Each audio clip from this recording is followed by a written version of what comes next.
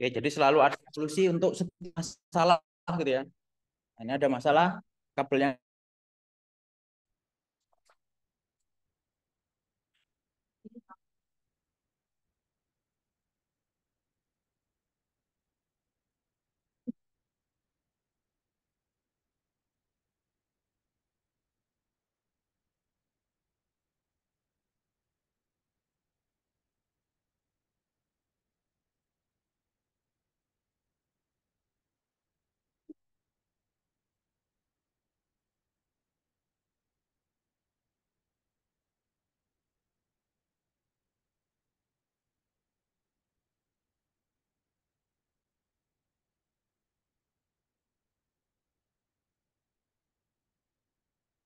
Oke, untuk presensi silakan lihat zoom-nya masing-masing.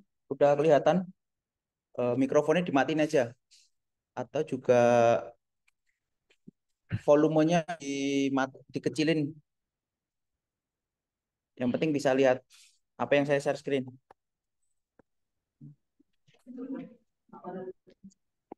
Silakan bisa presensi apa yang muncul di layar.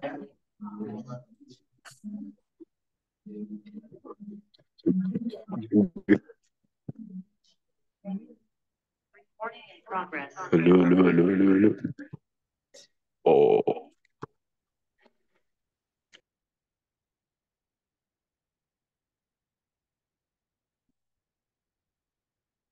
Nah, kemarin minggu lalu saya sampaikan bahwa ada tugas tambahan kan gitu ya. Selain dari tugas yang ada di Bismart. Jadi tugas tambahannya sudah saya share di Google Classroom. Silakan teman-teman bisa join di Google Classroom yang sudah saya bikin. Caranya teman-teman buka browser ya, buka browser. Ini contohnya seperti ini. Sebentar, saya share screen-nya ganti dulu. Hmm.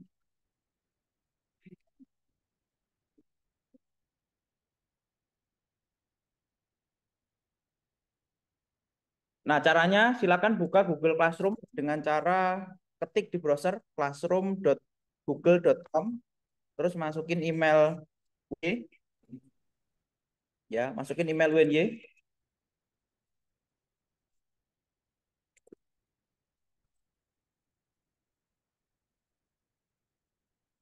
Setelah itu di pojok kanan atas itu akan muncul, oh sebentar.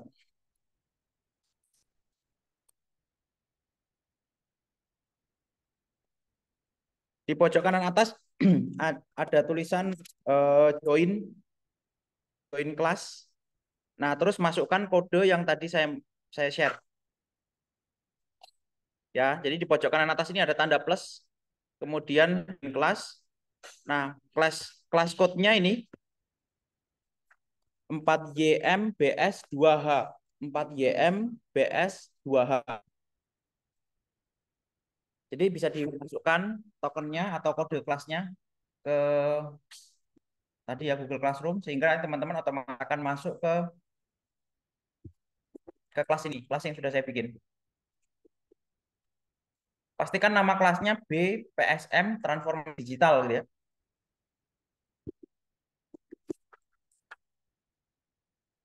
Oke, saya cek. Ada yang kesulitan? Gampang ya. Oke, ini udah ada beberapa yang join. Nah, kecepatan. Kodenya itu muncul lagi di Classroom tuh, di Zoom-nya tuh. 4YMBS2H. Kecil semua. 4YMBS2H.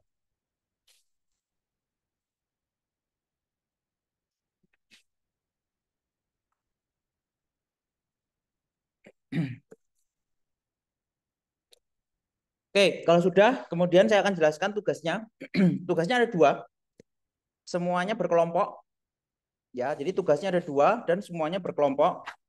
Yang pertama, tugas yang gampang dulu ya.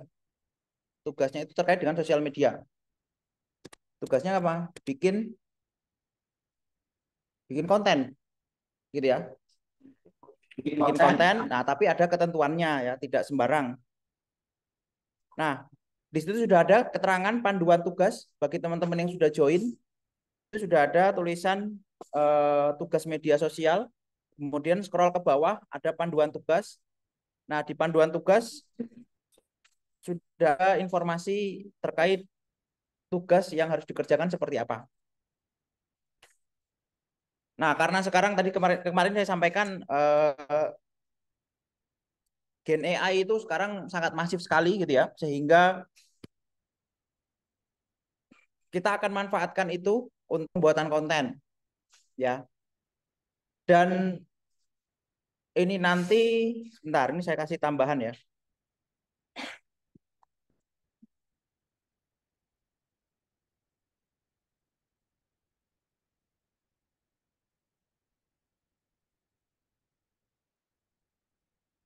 Nah, ini tugas pembuatan konten satu kelompok isinya 4 mahasiswa. Mau bebas atau saya yang pilihin? Ya bebas saja ya. Udah pada besar-besar kan ya. Nah, silakan cari teman sendiri berempat maksimal. Kemudian kalian bikin akun ya. Ada dua opsi. Satu boleh pakai Instagram, satu lagi boleh pakai TikTok. Jadi format kontennya video pendek, nggak usah yang lama-lama begitu ya. Terkait dengan topiknya apa? Topiknya mesti kaitan dengan edukasi. Edukasi everything, apapun bebas. Kalian yang mungkin seneng sama baca buku gitu misalnya mau review buku boleh. Kalian yang ngoding misalnya mau bikin coding, tutorial ngoding boleh. Apapun lah, bebas. Ya. Dalam satu semester ini ada berapa nih? 8 konten ya. Jadi cukup 2 minggu satu konten. Saya rasa gampang ya. 21 konten nggak berat ya. 4 orang lagi. Saya rasa cukup mudah lah. Dan harus di set publik ya. Set publik. Silakan teman-teman satu kelas bisa saling follow, komen dan seterusnya terserah bebas ya. Tapi yang jelas harus berkaitan dengan edukasi. Ya. Mau edukasi ya banyak sekali ya, nggak terbatas pada bidang kalian ya. Silakan nanti berempat mau kelompokan itu mau punya ide seperti apa, kemudian mau nama username-nya apa, mau bikin Instagram atau di TikTok silakan bebas. Terus kemudian untuk membantu brainstorming kira-kira kontennya mau apa, bagaimana, silakan pakai ChatGPT dan semacamnya. Ya. Nah, ini contohnya kalau yang misalnya berbagai, misalnya kalau yang pendidikan seni musik misalnya mengenal berbagai alat musik tradisional misalnya seperti itu ya. Nah, itu kan banyak sekali ya hal-hal yang bisa disampaikan. Ya, silakan ini semua saya rasa nggak berat sih ya. Tinggal apa namanya? Tinggal gimana kalian dapat ide aja itu yang biasanya kendalanya di situ. Nah, silakan kalian manfaatkan ChatGPT atau yang lainnya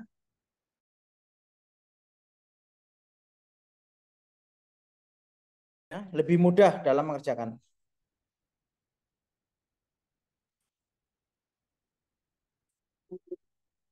Oke, ada yang mau ditanyakan untuk tugas yang pertama? Ini tugas yang sangat gampang sekali.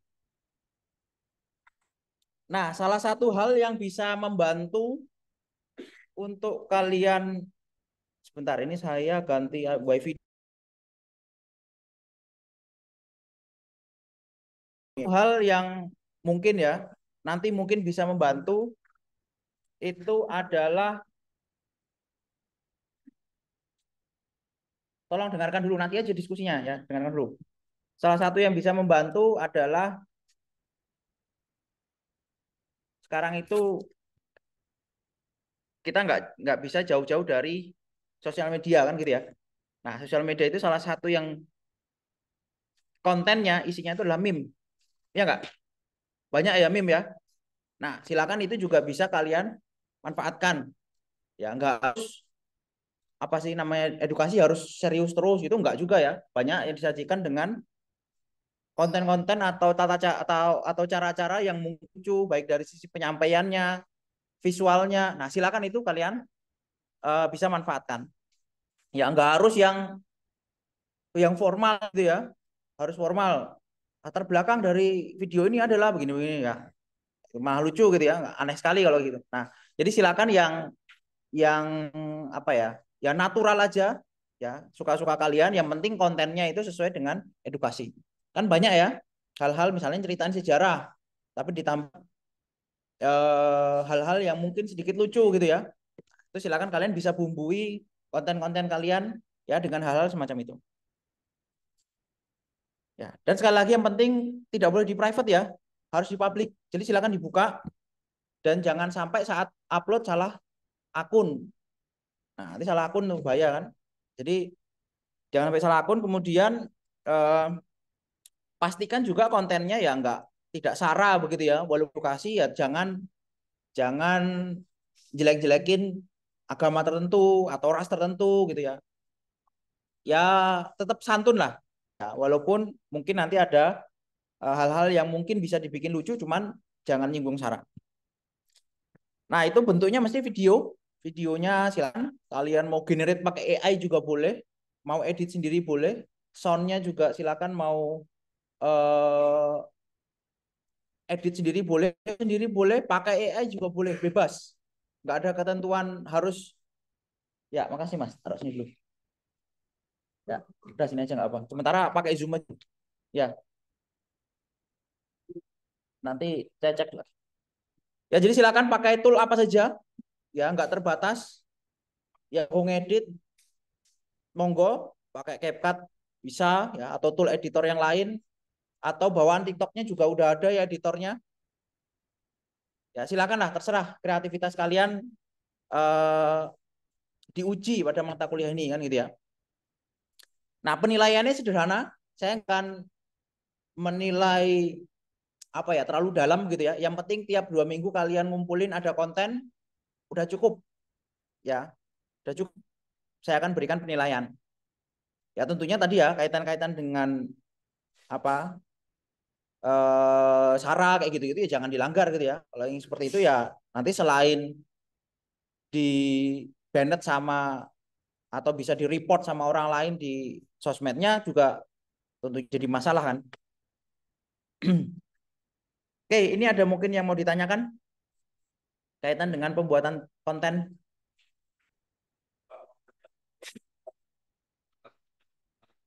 Ya, berupa link aja. Satu kelompok harus sama ya. Enggak cuma link, Mas. Coba kamu lihat Zoom-nya tuh. Saya sharekan panduannya. Jadi bentuknya laporan. Laporan singkat aja. Ya, kira-kira di minggu ini kamu dapat ide mana? Apakah dari hasil diskusi? Apakah dari pakai ChatGPT? Ya, kalau pakai ChatGPT kira-kira prosedurnya seperti apa? Nah, terus bikinnya nanti pakai apa? Nah, itu dibikin laporan singkat aja. Ya, nggak ada formatnya, kalian ketik sendiri di Google Doc. Terus nanti kemudian linknya. Ya, dan pastikan satu kelompok sama ya, jangan beda-beda ya. Jadi silakan bekerja pakai Google Doc kan juga bisa ya kolaboratif bareng-bareng berempat. Nanti kemudian linknya baru di-share. Oke, ada lagi yang mau ditanyakan? Oke, saya rasa cukup jelas ya. Nah, terus untuk project yang long term, yang panjang, ini tadi 2 mingguan ya, 2 mingguan, dan harusnya nggak terlalu membebani, apalagi semuanya suka upload sosmed ya. Nah, ini tinggal dialihkan aja sedikit untuk bikin konten ini. Terus yang tugas selanjutnya, nah ini yang agak serius. Kalau tadi yang sifatnya fun gitu ya, ini tugasnya agak serius. Ini berkaitan dengan sentimen analisis. Wah, apa tuh sentimen analisis? Ada yang tahu nggak? Ini berkaitan juga dengan sosial media. Jadi sekarang itu apapun ya, mau merek, mau bola, mau kebijakan pemerintah, ya apapun lah, itu bisa jadi bahan pembicaraan di sosial media, ya nggak? Nah, dengan banyaknya pembicaraan di sosial media, sebenarnya kita tahu bahwa oh ini komen ini mendukung gitu ya, atau komen ini sifatnya positif terhadap suatu pemberitaan itu misalnya. Komen ini negatif, oh komen ini netral. Nah, itu kalau cuma komentarnya 1, 2, 3, gampang ya kita menyimpulkan komentar itu bagaimana sentimennya kan begitu ya. Nah, sekarang pertanyaannya gimana kalau 100 komen? Gimana kalau 200 komen? Apakah dilakukan manual gitu ya? Kamu baca satu-satu terus kamu catat gitu? Kan nggak mungkin ya. Nah, jadi sekarang itu semua hampir seluruh apa ya? Seluruh perusahaan itu punya yang namanya data analisis. Salah satunya itu berkaitan dengan sentimen analisis di sosial media. Jadi misalnya, jadi banyak ya pemerintah itu saya nggak tahu ini bukan ngomong benar salah ya, tapi realitanya misalnya pemerintah mengeluarkan suatu isu ya. Isunya kemudian rame di Twitter gitu misalnya atau di X. Pasti di sana komentar, banyak yang reply, banyak yang nge-tweet, banyak yang repost dan seterusnya kan ya. Nah, ada tambahan-tambahan kata-kata mereka. Ada yang setuju, ada yang tidak, ada yang bahkan ada yang kritik dan seterusnya kan begitu ya. Nah, kalau itu sekedar hanya jadi hiasan di sosmed, itu nggak ada manfaatnya. Padahal itu juga cerminan dari reaksi dari masyarakat kan gitu ya gampangnya ya. Nah, sehingga data analisis dari suatu perusahaan atau pemerintah itu kemudian dia membaca, oh kalau ada isu kayak gini yang berkembang di masyarakat itu sebenarnya setuju nggak sih? Nah, itu berdasarkan data yang ada di atau reply-reply yang ada di Twitter gitu. Kalau kalian sering lihat ya,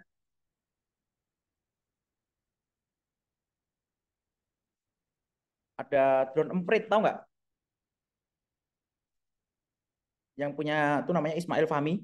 Jadi drone emprit ini ya biasanya kalau dia posting, nah ini namanya social media analytics. Jadi biasanya disajikan data gitu ya, suatu isu terkait, isu yang penting, tapi toolnya dia punya sendiri. Ya kemudian nanti hasilnya bagaimana?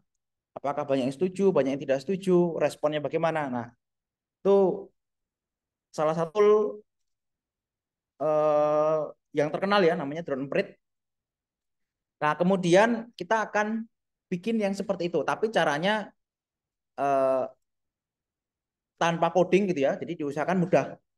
Nah, cuman karena ini proyek jangka panjang, ya sehingga nanti kita akan pakai tool-tool, pakai tadi ChatGPT, Gemini atau yang lainnya.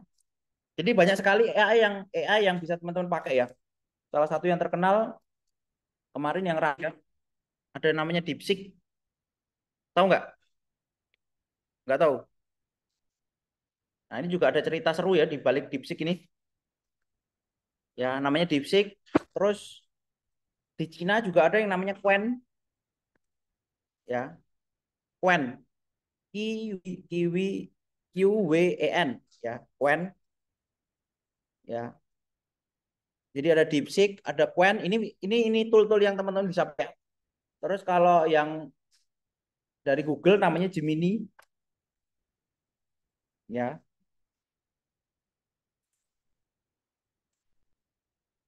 kemudian kalau tool yang lain misalnya ada yang namanya dari Prancis namanya Mistral. Ya nama aplikasinya Lechat ya, Mistral AI. Terus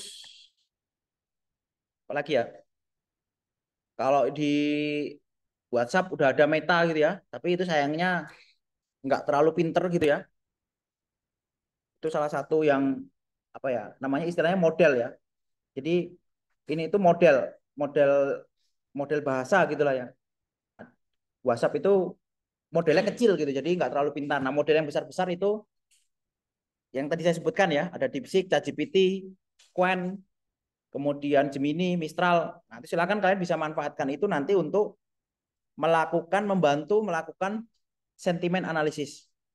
Nah, tantangannya ada di mana? Tantangannya adalah gimana kalian dapatkan data-data tersebut.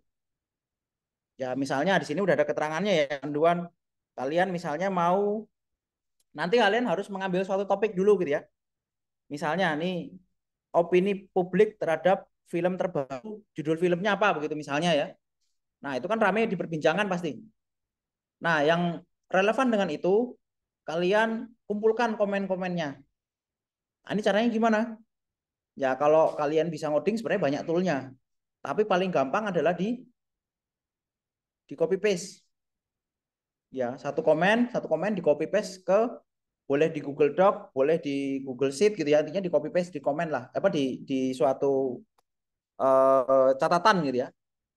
Nanti kalau sudah terkumpul 100 komen atau 150-an komen, di copy ke Google atau di copy ke GPT gitu ya. Kemudian prompt-nya itu ini. Nah, analisis sentimen dari teks-teks berikut. Kategorikan setiap teks sebagai sentimen positif, negatif, atau netral. Ya, kemudian berikan ringkasan, bla bla bla dan seterusnya. Kemudian teksnya, nah teks yang tadi didapatkan tadi datanya, di copy di bagian tempel teks, tempel data teks yang sudah Anda kumpulkan di sini. Nah, nanti dia akan membantu, ya, akan membantu menganalisis. Tapi kalian pastikan, Mas itu yang main game keluar ya Mas, keluar Mas. Oh, kok kayak fokus banget gitu.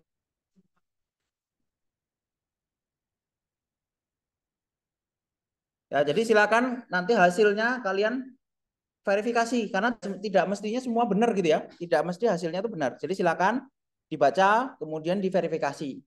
Ya kira-kira secara umum ini gimana hasilnya? Apakah bernilai positif, negatif ataupun netral? Nah, itu kemudian nanti dibikin report singkatnya terus nanti baru diupload. Nah, ini juga berkelompok. Saya sarankan kelompoknya sama aja dengan yang tadi yang di media sosial. Kemudian ini cukup lama ya. Ini nanti pengumpulannya menjelang akhir perkuliahan ya, 9 Mei. Jadi ada berapa bulan loh? Sekarang Februari, Maret, April, Mei. Ya masih ada 3 bulanan lebih lah. Ya, sehingga nanti bisa dicoba-coba dulu, belajar-belajar ya. Nanti ketika membuat tugasnya jadi sudah benar gitu. Oke, ada yang ditanyakan kaitan dengan sentimen analisis?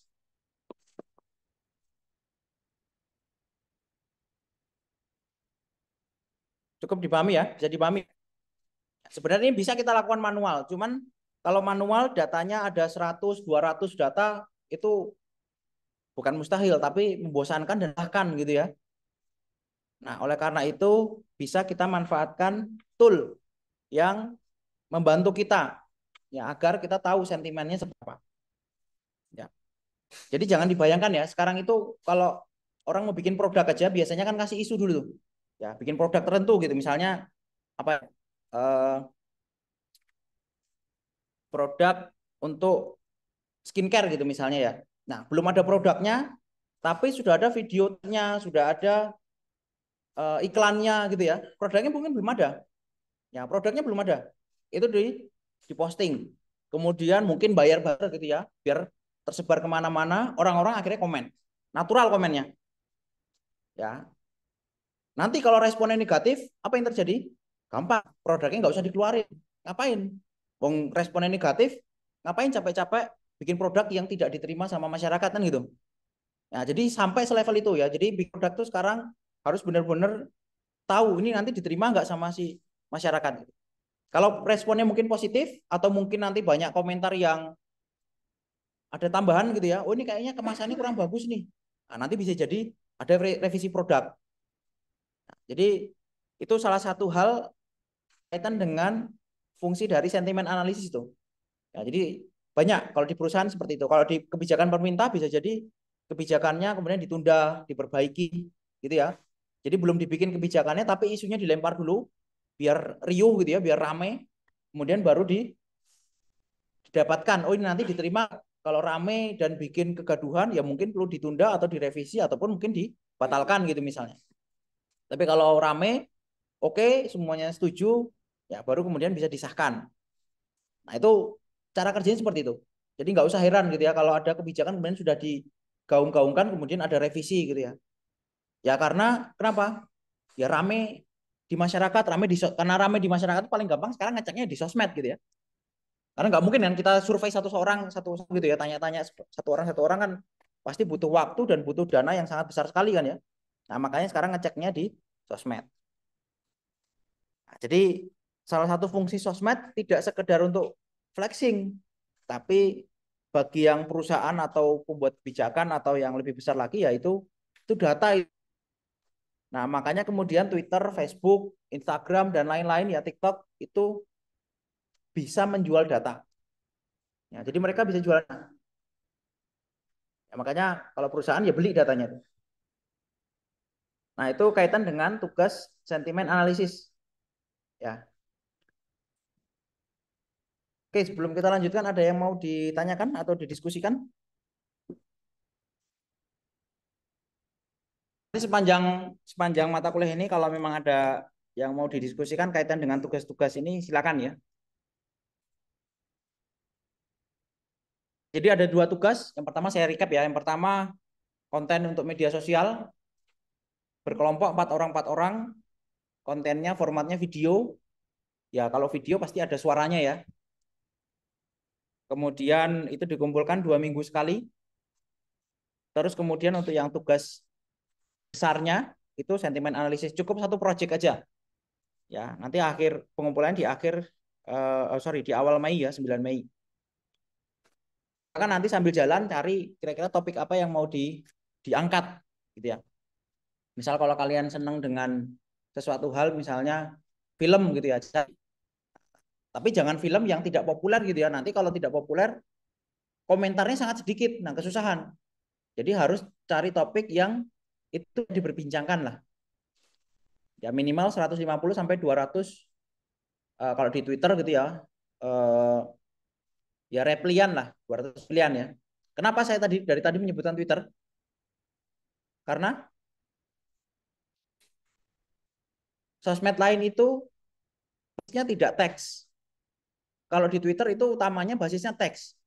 Nah, untuk mengambil sentimen analisis itu tool-tool yang nanti kalau chat GPT dan lain-lain kita gunakan itu dia akan baca pola teks ya sehingga nanti dia bisa bantu berdasarkan pola teks termasuk kita bisa tahu ini sentimennya positif atau negatif atau netral itu kan dari apa yang dia tuliskan di bacaan tersebut atau teks itu gitu ya. Misalnya saya setuju. Nah, itu kan berarti artinya ini sentimennya positif kan gitu ya. Atau misalnya suatu kebijakan misalnya, wah ini merepotkan sekali. Kita tahu bahwa kalimat seperti itu artinya dia nggak setuju kan gitu ya. Nah, nanti tool-tool itu bisa membaca teks-teks itu sehingga bisa istilahnya di apa ya, di ekstrak datanya sehingga nanti bisa diklasifikasikan apakah dia yang positif, negatif ataupun yang netral. Oke, itu tugasnya untuk di tugas tambahan ya. Nah, kalau untuk yang materi di minggu ini adalah revolusi industri 4.0. Coba saya buka dulu slide-nya.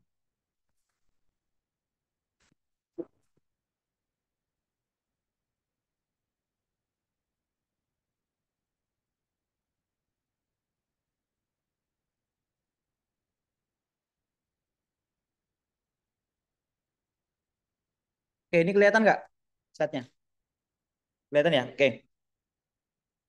Jadi di minggu kedua ini kita belajar atau kita eh, ini sebenarnya belajar kaitan dengan sejarah sebenarnya. Cuman sejarah yang berkaitan dengan teknologi.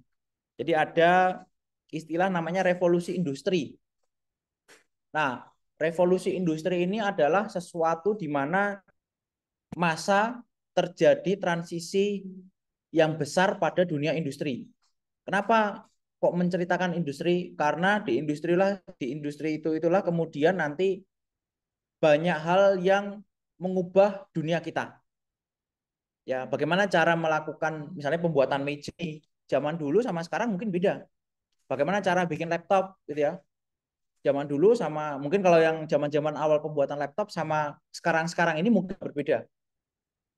Ya, sehingga revolusi industri itu dijadikan satu buah catatan penting kaitan dengan perkembangan kehidupan manusia. Nah, hingga sekarang sudah ada versi keempat ya, 4.0 itu artinya berarti sudah pada masa keempat ya, 4 tahapan keempat. Nah,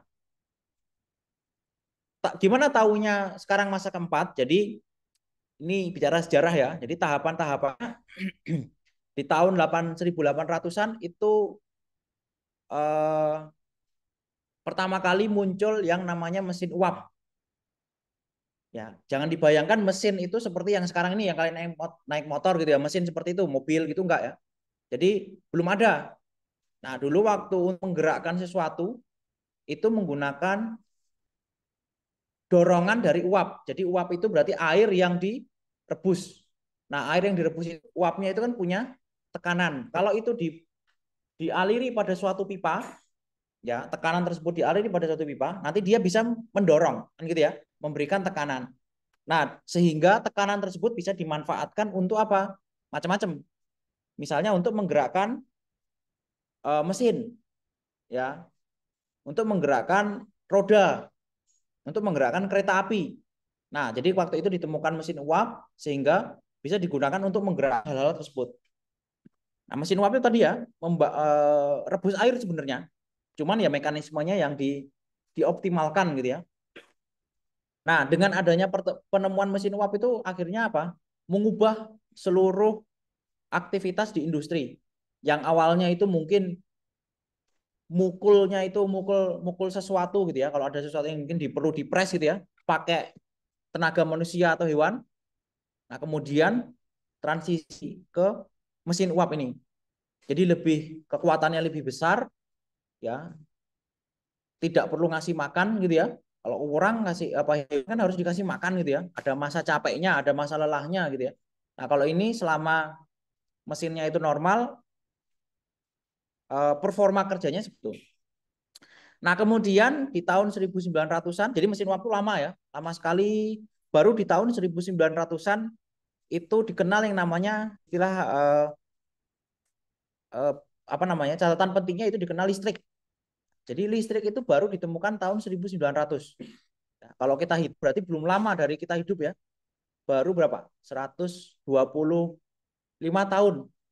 125 tahun itu baru kalau kehidupan manusia ya 2-3 generasi kan ya. Nah, berarti orang-orang buyut kita ke atas atau ke atasnya lagi gitu ya. Hidup gimana? Gak ada listrik. Ya, nggak ada listrik bisa hidup nggak? Bisa. Kalau kita sekarang nggak ada listrik bisa hidup nggak? Nggak bisa. Kenapa nggak bisa? Karena semuanya sekarang sudah berbasis listrik. Ya bayangkan mengisi bensin. Ya alatnya itu ada listriknya. Nanti kalau itu nggak nyala, otomatis kita ngisi bensin, kendaraan kita nggak bergerak. Ya udah kita nggak bisa ngapa-ngapain. Ya. Jadi listrik sekarang sudah jadi kebutuhan primer karena seluruh aspek pendukung kehidupan manusia itu pakai listrik. Tapi kalau orang zaman dulu waktu belum dikenal listrik, bisa hidup nggak? Ya bisa. Memang defaultnya mereka nggak perlu listrik sehingga bisa hidup dengan tanpa listrik. Kalau sekarang listrik mati 5 menit aja ya, wah udah ramai di Twitter ya, di spam tuh Twitternya PLN, ini ngapain tempat saya mati listrik, ayo segera nyalain kan gitu. Ya, boleh nggak gitu? Boleh ya, nggak apa-apa. Ya kenapa? Karena orang PLN itu juga tahu kalau di sana mati listrik gitu ya. Ya, dengan kita riuh di sosial media itu juga bisa membantu mereka untuk oh di sana baru mati listrik, kalau kita ayo kita lakukan perbaikan. Jangan diem-diem aja, kalau diem-diem aja ya lama nanti. Ya dengan kalian komentar di sosmed misalnya komplain seperti itu ya, mereka tuh perusahaan pasti juga monitoring sosmednya. Oh di sini baru ada masalah, oh di sini baru ada masalah. Nah, kembali ke revolusi industri ya, tahun 1900 dikenal listrik. Dengan dikenal listrik ada kita bersamaan itu dengan apa? Dikenal atau ditemukan namanya lampu. Nah, jadi ditemukan pula adanya motor-motor listrik. Nah, akhirnya berubah ya, shifting dari mesin uap ke mesin listrik. Kemudian ada perubahan dari mekanisme industri yaitu assembly line. Jadi yang dulu bikinnya satu tempat, kemudian sekarang bikinnya ada jalur. Nah, mungkin saya sedikit tunjukkan ya. Saya dulu benar,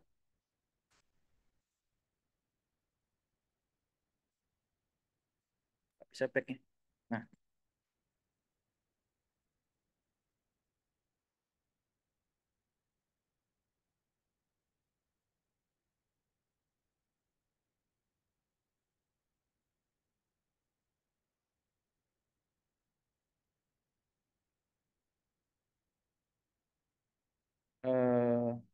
Nah ya.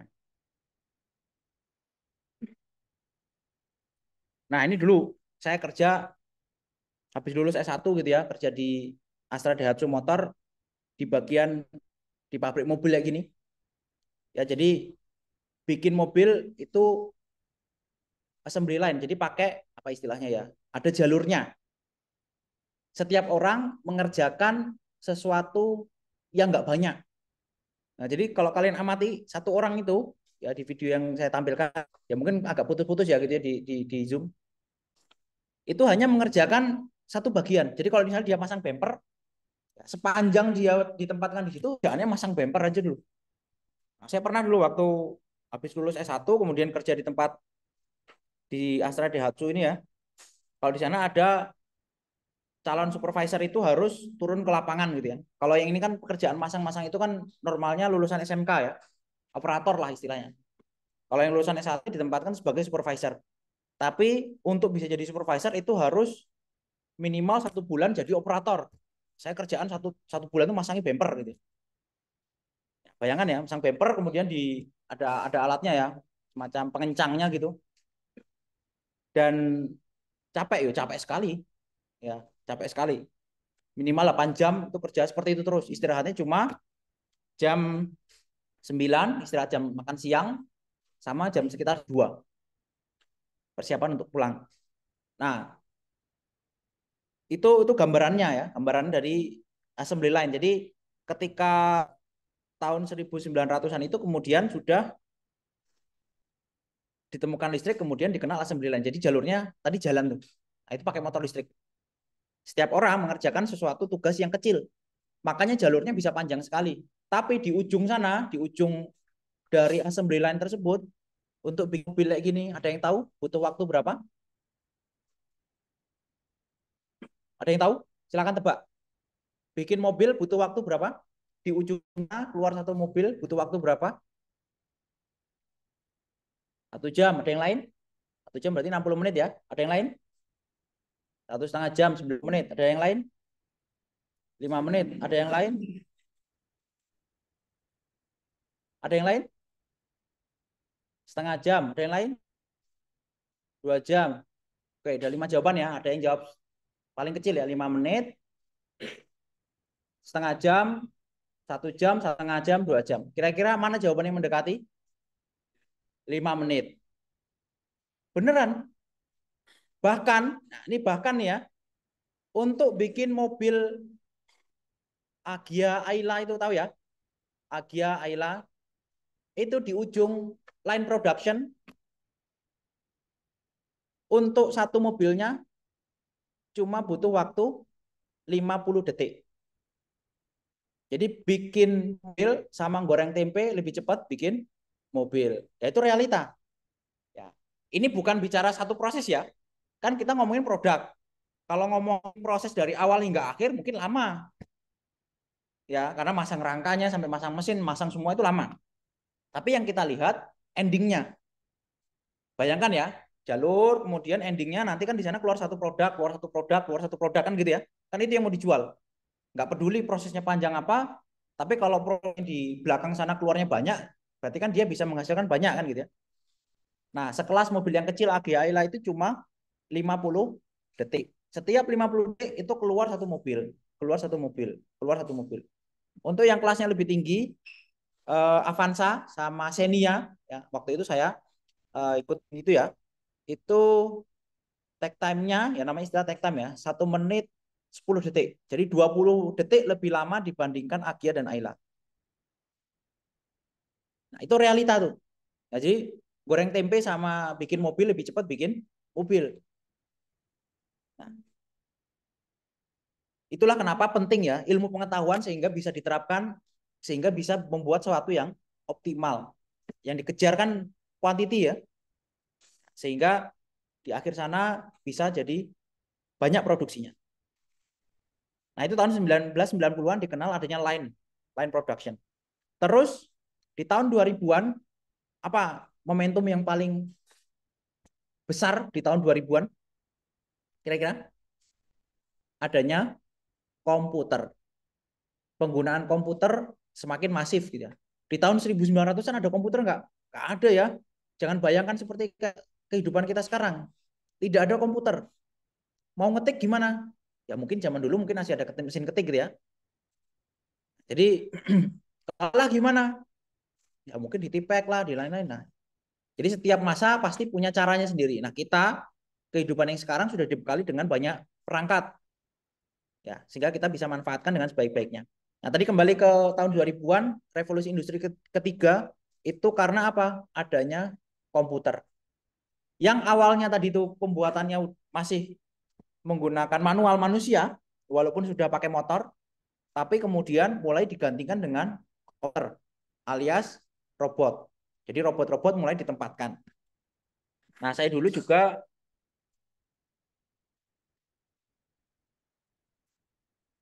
lebih spesifik, saya itu ditempatkan di bagian ini. Kelihatan nggak di Zoom? Ini proses apa kira-kira? Nah, nyelup apa? Nah, ngecat. Ya memang benar. Ini ngecat mobil. Jadi proses pengecatan itu utamanya dilakukan dengan robot atau otomatis lah gampang gitu ya. Bukan artian yang kalian bayangkan robot tuh harus bentuknya seperti transformer gitu enggak ya. Tapi kalau di industri macam-macam bentuknya ya.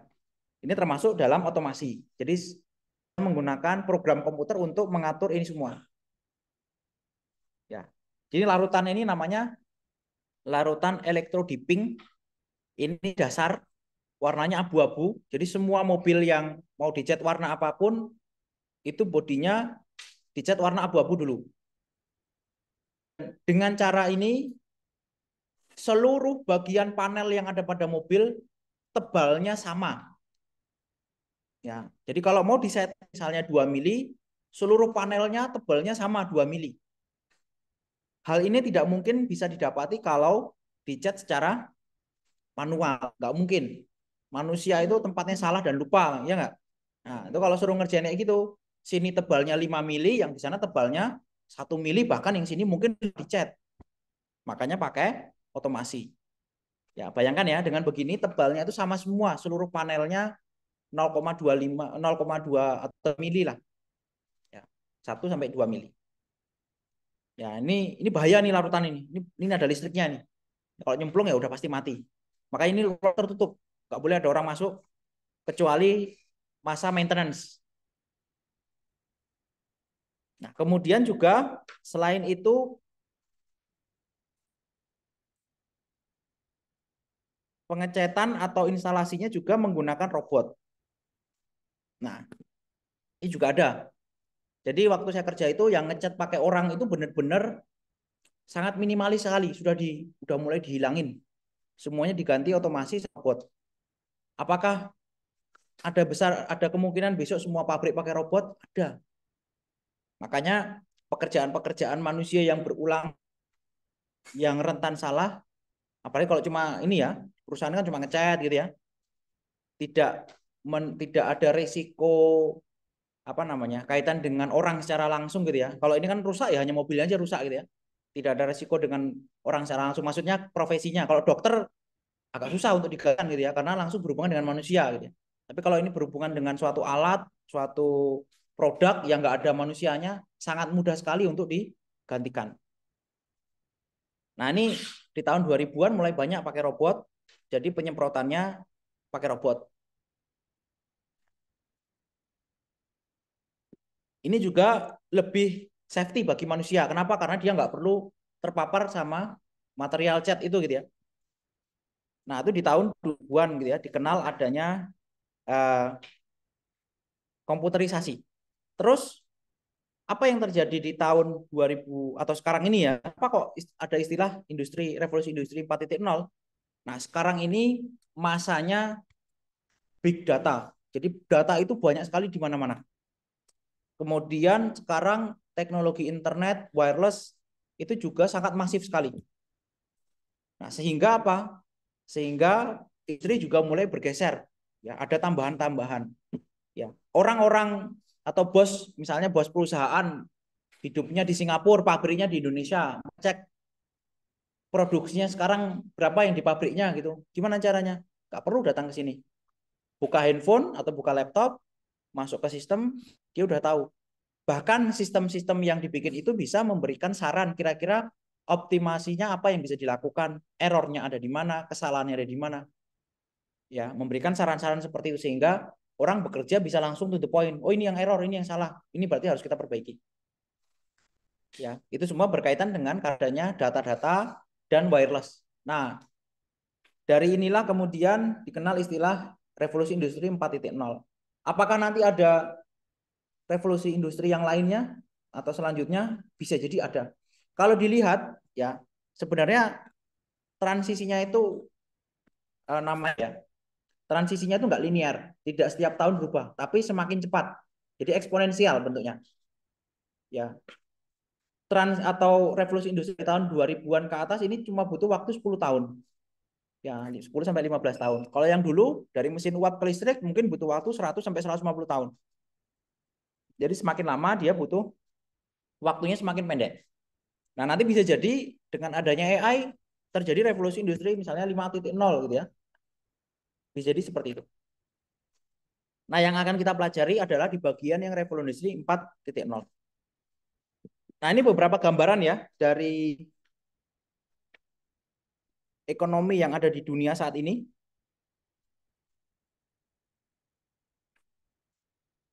Mana lah?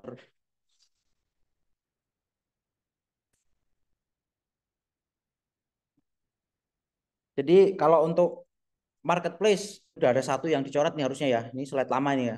Bukalapak dihapus gitu ya. Ganti misalnya dengan TikTok Shop ataupun Shopee gitu ya. Ya dan lainnya termasuk juga di bidang pendidikan. Ya, banyak aplikasi-aplikasi atau platform-platform yang bisa digunakan untuk tempat belajar. Ya, seperti Coursera, ini bisa diakses semua orang gitu ya. Kalau bahasa itu ada Duolingo. Nah, saya nggak tahu kalau musik-musik ada nggak. Kalau belum ada bisa jadi itu jadi satu satu peluang tuh. Ya, misalnya orang kalau mau belajar musik harus kemana nih? Kalau belum ada kan berarti jadi satu peluang. Ya, kalau yang lain saya sebutkan tadi semuanya umum ya. Kalau bahasa ada Duolingo, udah pasti bahasa ya. Apakah kalau mau belajar matematika ke Duolingo? Enggak ada kontennya di sana. Kalau yang umum ada Coursera, ada edX ya. Ya seperti mirip Bismart cuman ini di apa? Karena banyak orang yang bisa bikin konten di sana jadi bisa jualan juga kan, tapi bisa kita akses gitu. Nah, kalau yang spesial khusus untuk musik ataupun untuk yang berkaitan dengan alat musik ada enggak? Saya nggak tahu. Juga banyak hal-hal eh, yang mulai transisi gara-gara COVID gitu ya. Salah satunya apa? Konsultasi dokter. Dengan adanya COVID, semua orang dipaksa konsultasi jarak jauh. Sehingga aplikasi apa yang berkaitan dengan itu gitu ya, meningkat penggunaannya. Bayarnya juga murah gitu ya. Ada yang cuma 29.000 bisa konsultasi satu bulan berapa kali begitu ya. Sehingga sampai keluar resep dokter atau resep obatnya kita bisa beli obat di apotek. Itu ada yang seperti itu. Cuman kalau mungkin yang penyakitnya lebih serius mungkin akan lebih atau dirujuk lagi ke rumah sakit ya. Seperti itu. Tapi ada peluang bahwa jadi besok dokter semakin banyak tapi juga aplikasi juga semakin banyak sehingga keterjangkauannya jadi lebih besar.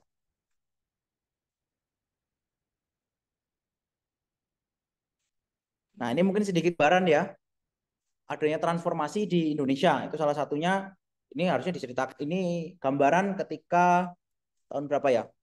2015, 2016 mungkin ya 10 atau 8 tahun yang lalu gitu ya.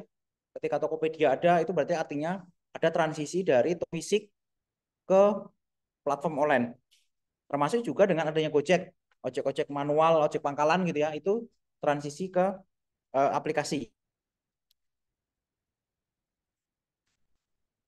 Walaupun sebenarnya implementasi yang ada di Indonesia itu kalau dibandingkan yang di luar negeri itu telat gitu ya. Amazon itu udah ada lama dari dulu ya. Tapi Tokopedia tidak selama Amazon. Termasuk juga Gojek itu di luar juga sebenarnya udah ada yang mirip dengan Gojek namanya Uber. Bahkan udah lebih besar dulu gitu ya. Di Indonesia baru kemudian diimplementasikan ya. Sehingga sebenarnya banyak peluang-peluang yang bisa dikerjakan ketika era digitalisasi ini. Sehingga kemudian itu ada ancaman juga. Jadi ada sesuatu yang baru, pasti ada sesuatu yang tidak berguna lagi nanti. Contohnya toko fisik sekarang itu kayaknya mall-mall cuma isinya toko-toko kayaknya kosong deh. Ya orang-orang lebih senang belanjanya tinggal klik-klik datang ke rumah kan gitu ya. Termasuk juga ojek pangkalan itu juga lama-lama walaupun sekarang mungkin masih ada gitu ya, tapi lama-lama juga nanti akan menghilang. Ya, semuanya akan berpindah ke aplikasi. Enggak ada pekerjaan-pekerjaan yang hilang, ada pekerjaan-pekerjaan yang muncul. Nah, pekerjaan-pekerjaan yang muncul inilah yang kemudian jadi peluang. Nah, kaitan dengan pekerjaan-pekerjaan yang tadi, itu ada skill-skill yang harus dimiliki. Ini tidak berhubungan dengan program studi tertentu gitu ya. Jadi ada skill-skill yang perlu di-highlight gitu ya, agar kita itu bisa menghadapi perubahan-perubahan yang ada di masa depan. Yang pertama, paling besar itu adalah kompleks problem solving. Jadi kemampuan kita dalam melakukan problem solving. Jadi kalau ada masalah seperti ini, ya solusinya apa? Nah, itu melalui tahapan-tahapan analisis, pemikiran gitu ya, reflection, kemudian baru ditarik kira-kira solusinya apa. Nah, itu cara berpikir seperti itu sangat diperlukan. Ya, kemudian yang kedua, kemampuan kaitan dengan social skill. Nah, sekarang itu semuanya serba sosial. Serba sosial. Nah, jadi kalau kita bekerja, tidak mungkin kerja sendirian. Kerja pasti ada orang lain. Sehingga koordinasi, komunikasi, ya kemudian kita bisa kalau pimpinan berarti ngajak gitu ya, persuasi, itu semua menjadi kemampuan dasar yang harus dimiliki. Ya termasuk juga skill-skill yang lain ya, itu bisa nanti dilihat di slide. Nah, bahkan di sini skill yang berkaitan dengan keahlian khusus di bidang kita tidak terlalu di-highlight. Kenapa? Karena kaitan dengan kompleks problem solving, social solving itu ternyata punya peranan yang lebih penting gitu ya untuk menghadapi tantangan di masa depan dibandingkan dengan kemampuan skill kita yang berkaitan dengan program studi. Oke, ini sama ya penjelasannya.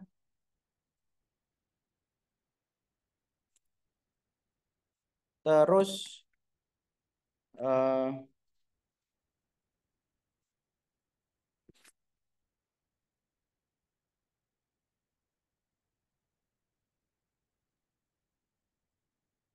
yang terpenting salah satu juga sekarang itu adalah literasi berkaitan dengan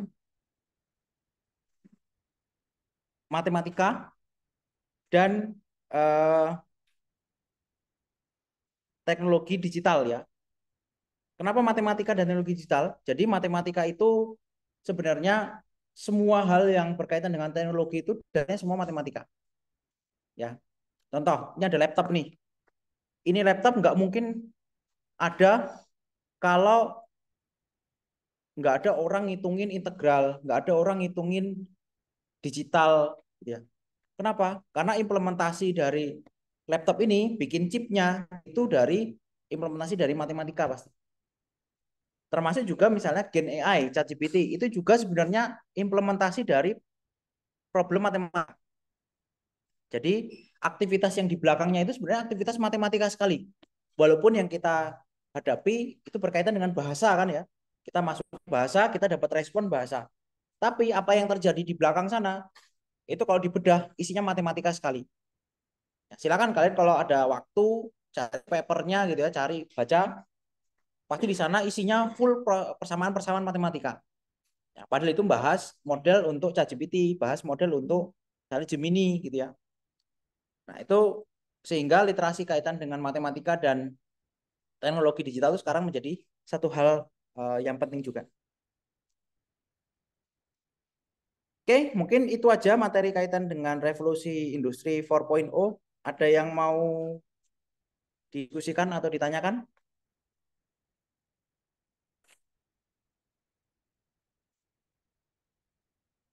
Oh, ini ada video ya, coba kita lihat sebentar. Due to the advancement of 5G technologies, we are in the midst of the revolution. What is Industrial Revolution 4.0? The advancement of 5G technologies, we are in the midst of the revolution, especially the way we produce products and run manufacturing operations. Organizations are facing challenges to adapt themselves in order to survive. IR 1.0 and IR 2.0 emphasize on mass production, while IR 3.0 further enhance the approach through automation. In order to react faster according to customer need, IR 4.0 emphasize IoT, which enable real-time monitoring for better decision-making. What is Industrial Revolution 4.0 and why it is important to us? Industrial Revolution 4.0 involves large-scale machine-to-machine communication. Internet of Things such as sensors, digital monitoring meter are integrated with systems to achieve higher automation, better communication, and auto monitoring. This produces a smart machine that can analyze and diagnose problems by itself with no manual intervention is required. The key components of our 4.0 include cloud computing, big data analytics, Internet of Things, artificial intelligence, autonomous robots, cybersecurity, and integration. Industry 4.0 emphasized on digital transformation.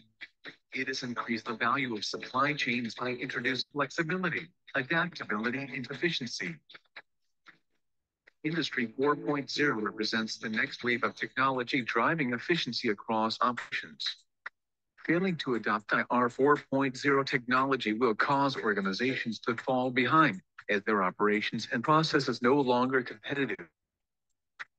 IR 4.0 generates significant benefits. It increased productivity, enable efficient decision-making, optimize integrated processes, more flexibility, shorter cycle time, and higher output and lower rejects. After adopting IR 4.0, our fleet operation become more efficient. Our customer satisfaction is high. Our operation cost is lower. Our productivity is higher.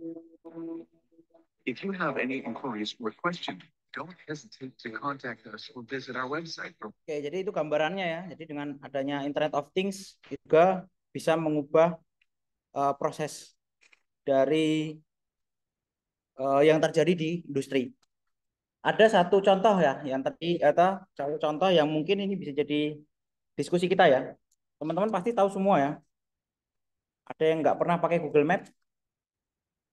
Ya, pertanyaannya bukan ada yang pernah pakai, tapi ada yang nggak pernah pakai Google Map? Nggak ada ya. Semua orang sudah terbiasa dengan Google Map. Ya, mau handphonenya apapun, untuk map kemungkinan besar pakainya installnya Google Map, ya nggak?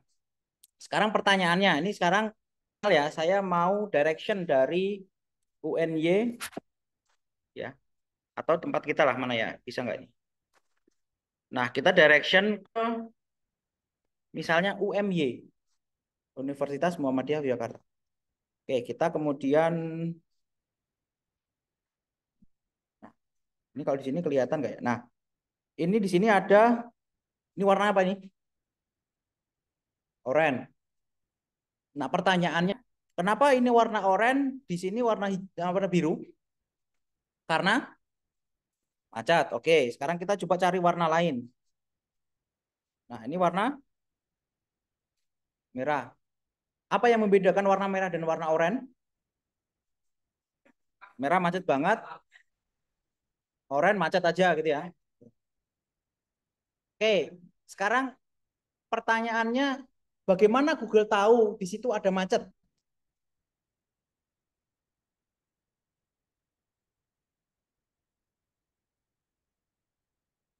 Satelit. Gimana caranya kerja satelit? Ini sebentar, kita bayangkan ya. Berarti kan penyedia map ini Google, dia bisa tahu di daerah sini agak macet, di sini macet, di sini nggak macet kan gitu ya. Nah, sekarang pertanyaannya, gimana Google tahu di daerah situ macet, macet banget dan nggak macet? Apakah Google cuma nebak-nebak? Mungkin ya. Karena ini kemungkinan besar ya cukup akurat lah. Kalian kalau datang ke sini juga pasti macet kan ya. Ya, selama saya pakai Google Map, ini relatif akurat lah. Nah, sekarang pertanyaannya, gimana Google tahu? Apakah kamu ngelaporin terus, Mas? Apakah ada orang yang selalu laporan gitu? Ini seluruh dunia loh ini bahkan.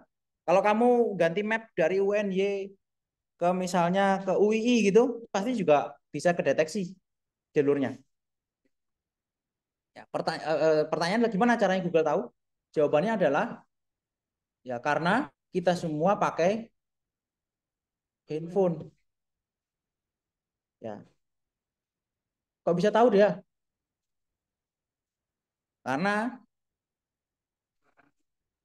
Google itu selalu mengambil data kita secara secara sukarela kita. Ketika kita pakai handphone, di awal itu sudah ada keterangan. Ya, data-data akan digunakan oleh pihak-pihak tertentu gitu untuk kepentingan tertentu. Nah, salah satunya ini. Ya, walaupun handphone kita ini tidak ngapa-ngapain ya, kita nggak buka map, kita tidak ngirim ke siapapun ya. Secara periodik ketika misalnya apalagi teman-teman buka Google Map itu dia akan tahu lokasi kita. Nah, semakin orang banyak Google Map, alhasil sama Google juga bisa dideteksi seberapa banyak handphone yang ada di sana. Lajunya seberapa? Bergerak enggak? Nah, kemudian si Google bisa dibikin visualisasikan dalam Google Map. Dan untungnya sekarang masih gratis gitu ya. Nah, terus pertanyaannya, dari mana Google dapat uang? Sekali lagi, nggak ada di dunia ini makan siang gratis. Ya, kalau program pemerintah itu makan bergizi gratis ya, bukan makan siang gratis ya. Tapi kalau makan siang gratis di dunia itu nggak mungkin ada. Kenapa? Semuanya pasti ada profit oriented yang diharapkan dari suatu produk tertentu. Nah, sekarang pertanyaannya, Google Map ini kalian bayar nggak pakai Google Map? Nggak, gratis kan ya? Apakah Google rela mengolahkan datanya, bikinkan petanya, bahkan untuk update peta ini ada mobil Google yang ada katanya di atas itu jalan-jalan kan ya? Apakah itu nggak pakai uang? Pakai ya, beli mobilnya pakai uang, operasionalnya pakai uang, uploadnya datanya ke server Google juga pasti ada biayanya. Nah, pertanyaannya sekarang kita pakai Google Map gratis, bahkan dikasih fitur kayak gini. Apakah tidak ada, apakah Google nggak nyari uang di sini? Nah, gimana caranya? Ada yang tahu nggak? Dari Google Map ini aja. Ada yang tahu? Nah, ini mungkin nggak sadar ya. Salah satunya adalah ketika kalian searching, ada sponsored nggak? Ya nggak? Ya, misalnya kita nyari tempat makan gitu ya. Walaupun nggak jauh, tapi disajikan di Google di paling atas. Ya nggak? Nah, itu orang iklan. Nah, dari situlah Google itu nyari uang. Itu salah satunya. Ya, kita nggak sadar.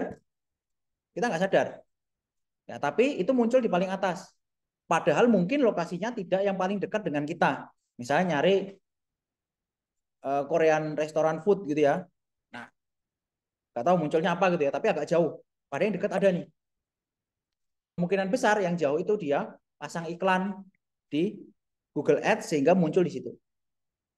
Tapi sekali lagi, ada yang sadar nggak? Ada yang sadar. Karena dibikin seamless mungkin gitu ya. Seolah-olah ya ini hasil dari pencarian aja. Nah, itu salah satunya gimana caranya Google dapat uang. Jadi jangan dibayangkan seluruh produk yang gratis itu tidak ada uangnya. Nggak mungkin. Pasti butuh untuk minimal untuk menjalankan aplikasi ini kan pasti ada uangnya. Harus ada uangnya gitu ya. Terus kayak Google Docs, Google Sheet, Google Drive, itu gratis nggak? Pertanyaannya, gimana caranya si Google dapat uang dari situ? Free bisa. Free dapat berapa giga? 5 giga, 15 giga. Nah, kalian nggak bayar dapat 15 giga. Pakai Google Docs gratis, Google Sheets gratis. Google Slide untuk bikin presentasi juga gratis. Apakah Google menyediakan itu sekali lagi untuk gratisan? Enggak. Kira-kira Google cari uangnya? Iklannya di mana kalau kalian tahu? Masa ada? Kalau Google Drive nggak ada iklannya.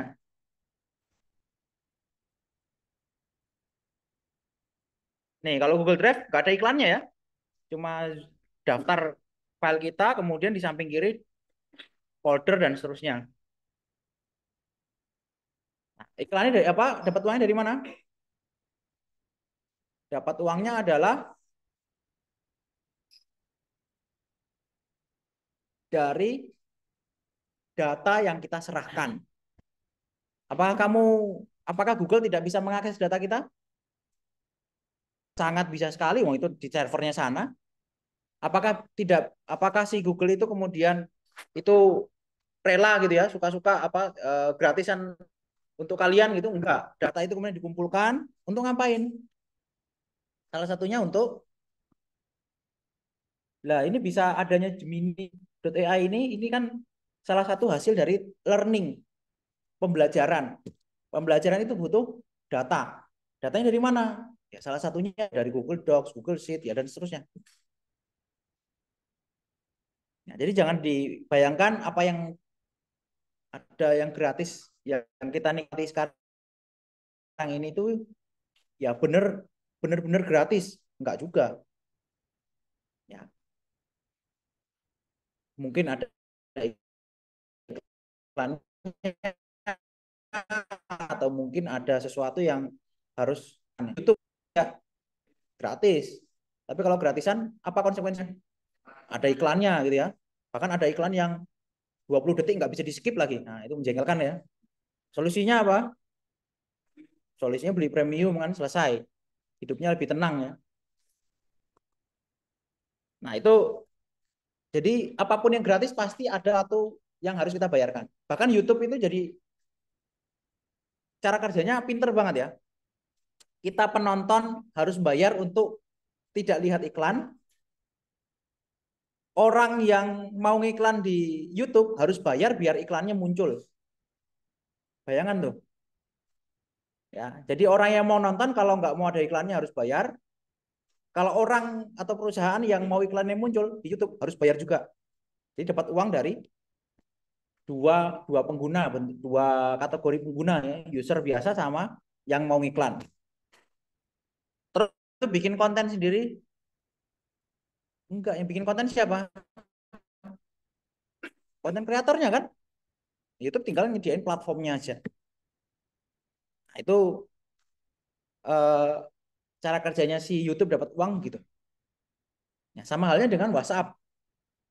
Ya, jangan dikira WhatsApp gratis kemudian tidak ada apa-apanya di situ. Kita mengirim data di WhatsApp itu juga bisa dibaca sama si WhatsApp kok untuk kepentingan dia mestinya. Ya, bahkan uniknya, nah ini agak aneh ya. Kalian sadar nggak kalau memang kalau biasanya ya misalnya baru ngobrol sama temennya gitu ya. Oh ini kayaknya sepatu ini bagus nih. Tiba-tiba iklan di TikTok, iklan di Instagram munculnya sepatu-sepatu. Itu baru ngomong tuh. Ada yang sadar? Nah, bahkan sudah sampai ke ranah seperti itu ya sehingga eh, sebenarnya yang bisa baca itu ya aplikasi-aplikasi yang kita install.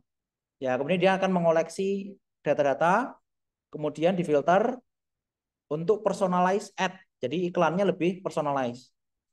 Ya, kita bisa kemungkinan untuk membeli jadi sangat besar. Kenapa? Ya, bayangkan ya, baru pengen sepatu ngobrol, kemudian iklannya muncul sepatu. Impulsifnya muncul. Alhasil kemungkinan untuk ATC-nya besar tuh. Nah itu cara kerja dunia untuk iklan sekarang begitu. Oke, mungkin itu aja yang bisa kita diskusikan sebelum diakhiri. Mungkin ada yang mau ditanyakan.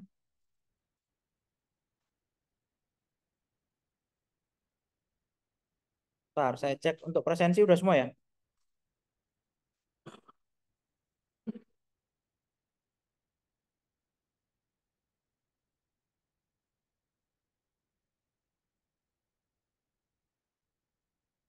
Oke, tokennya bentar. XK7G. XK7G.